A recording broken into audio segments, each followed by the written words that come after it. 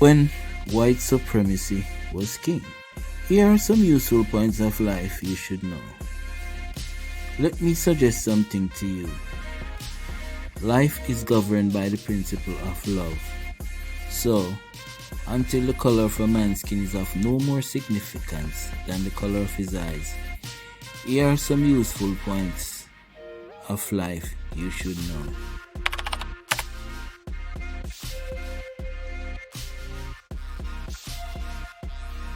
And I always ask my mother, I said, Mother, how come is everything white?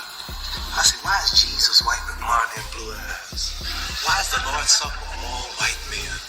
Angels are white, Pope, and Mary, and even the angels. I said, Mother, when we die, do we go to heaven? She said, naturally we go to heaven. I said, well, what happened to all the black angels they took the pictures?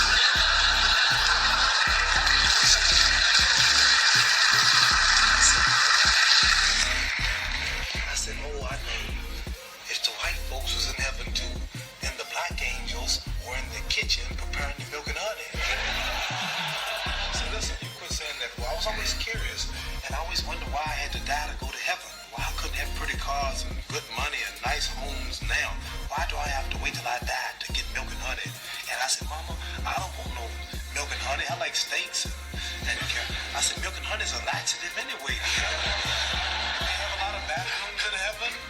So anyway, I was always curious. I always wondered why. You know, Tarzan is the king of the jungle in Africa. He was white.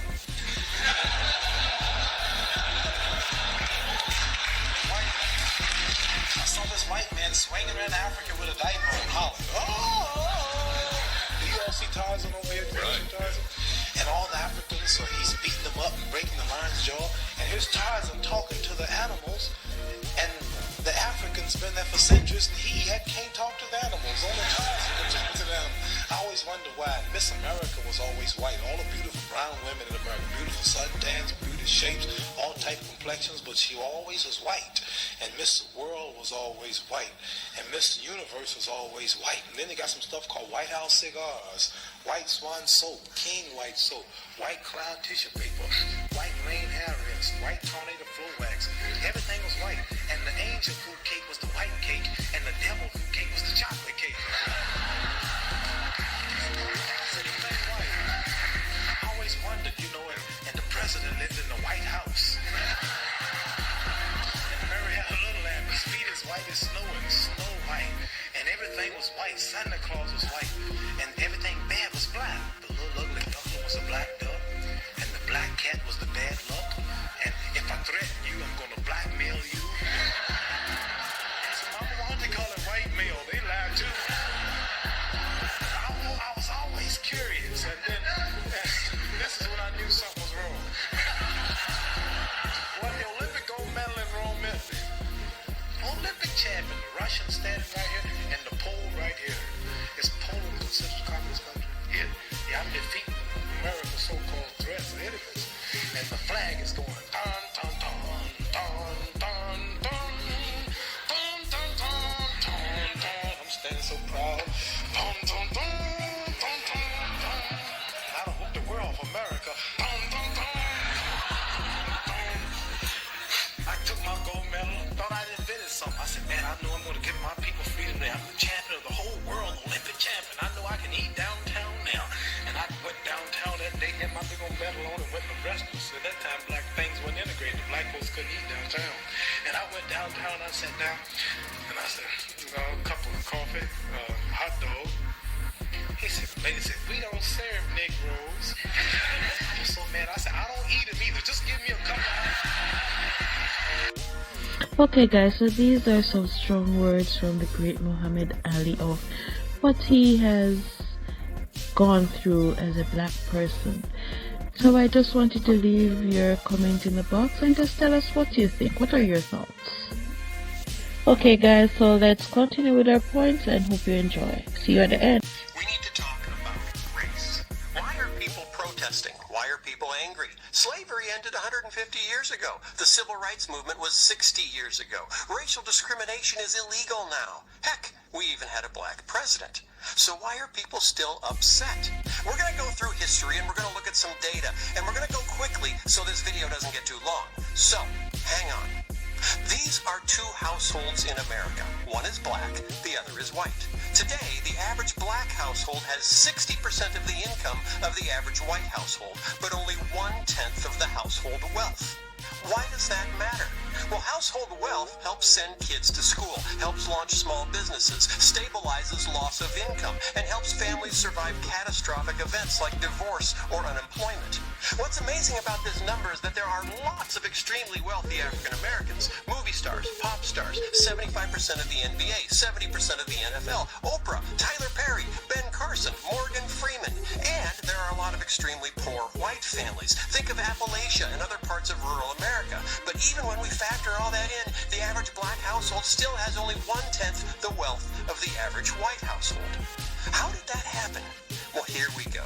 What happened after we freed the slaves, after the Civil War ended? 9 states enacted vagrancy laws, making it a crime to not have a job. The law was applied only to black men.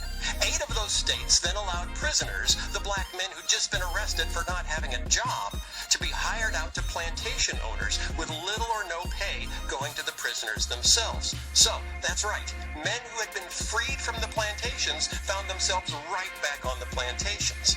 Additional laws prohibited mischief and insulting gestures, which allowed more black men to be arrested and created a huge market for convict leasing. Working conditions for these leased convicts could be worse than slavery because the plantation owner leasing the black prisoner had no long-term interest in his well-being.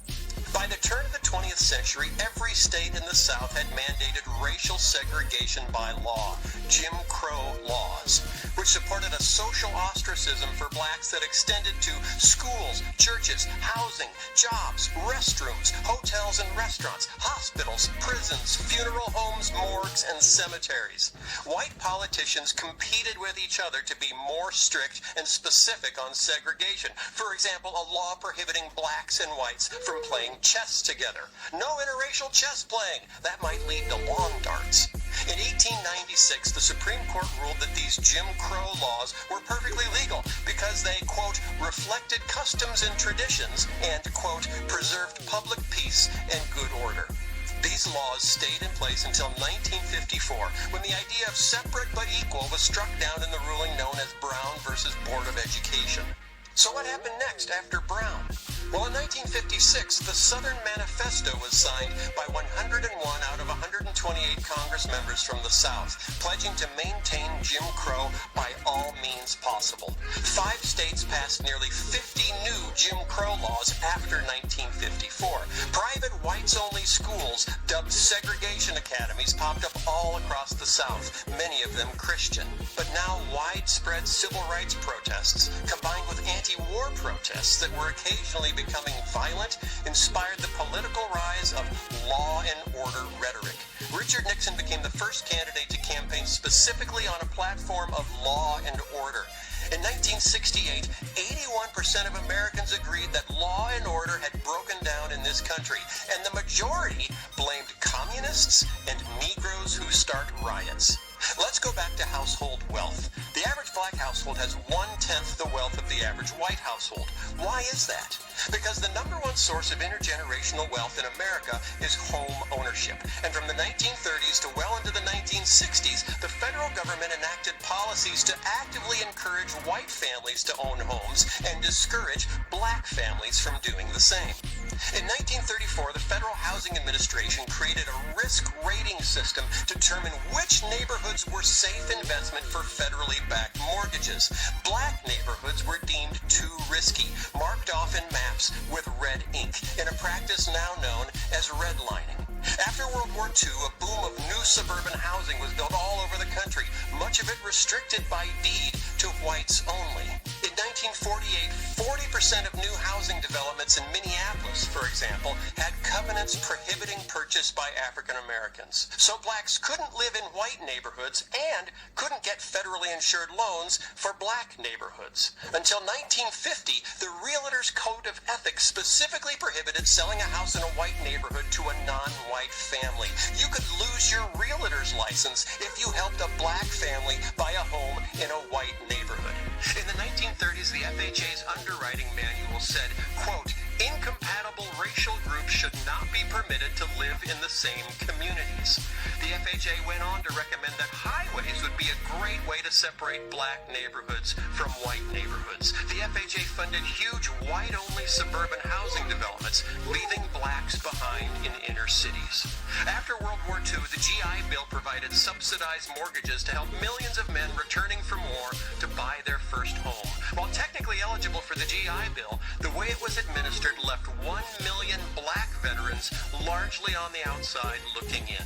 In New York and New Jersey, the GI Bill insured more than 67,000 new mortgages. Fewer than 100 of those went for homes purchased by non-whites. In 1947, there were 3,200 mortgages in Mississippi guaranteed by the government for returning veterans.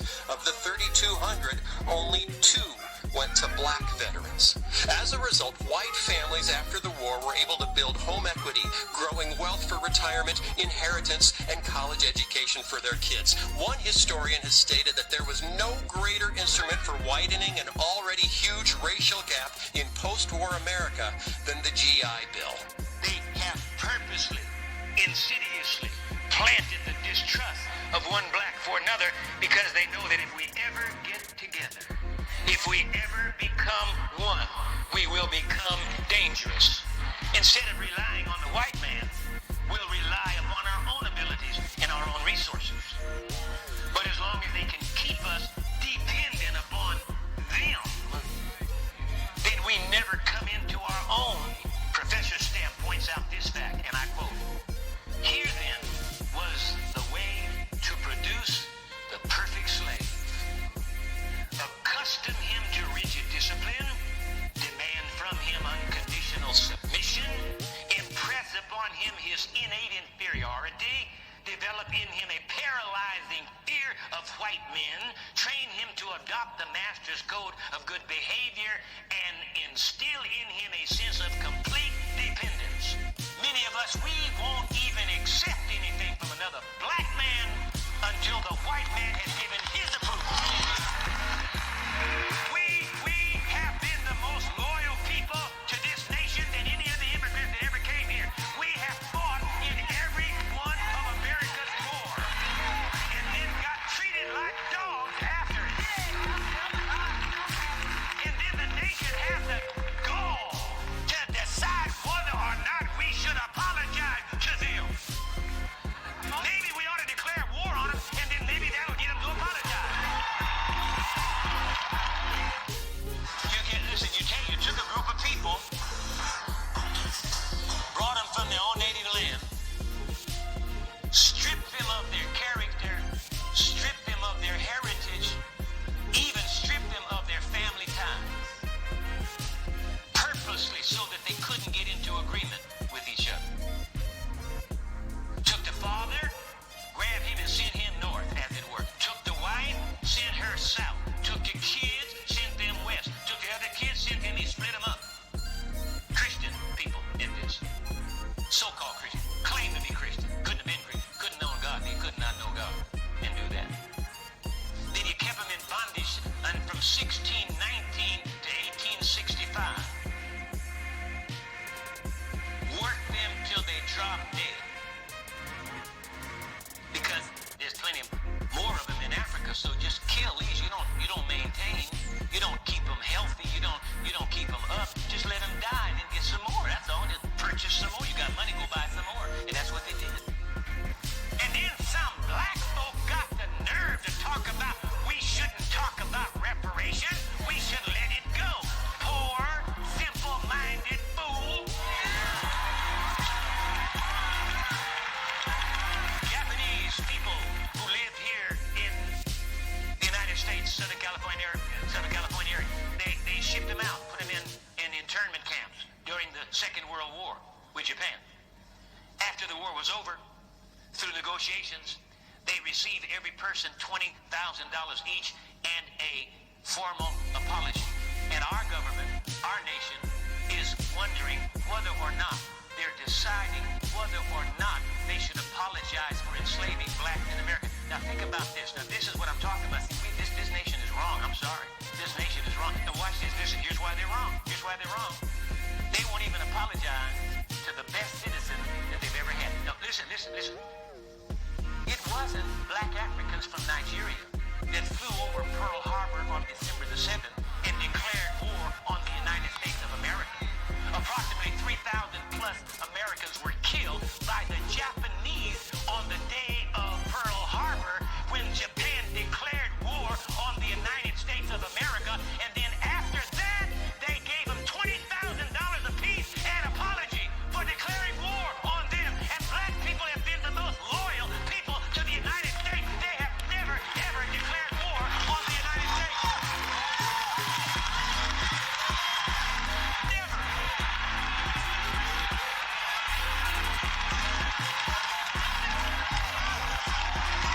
Listen.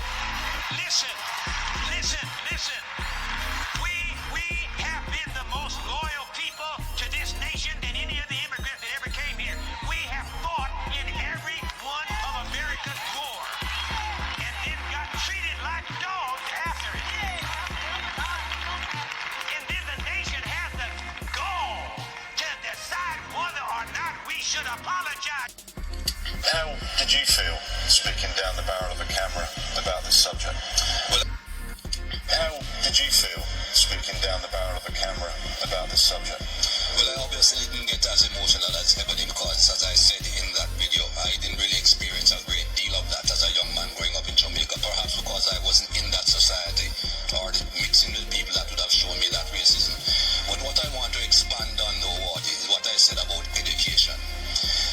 Education is important unless we just want to continue living the life that we are living and continue us having demonstrations every now and again and a few people saying a few things. And when I say education, I mean going back in history. What people need to understand is that this thing stems from a long time ago, hundreds of years ago. The dehumanization of the black race is where it started. And people will tell you, oh, that's a long time ago, get over it. No, you don't get over things like that. And the society has not gotten over something like that.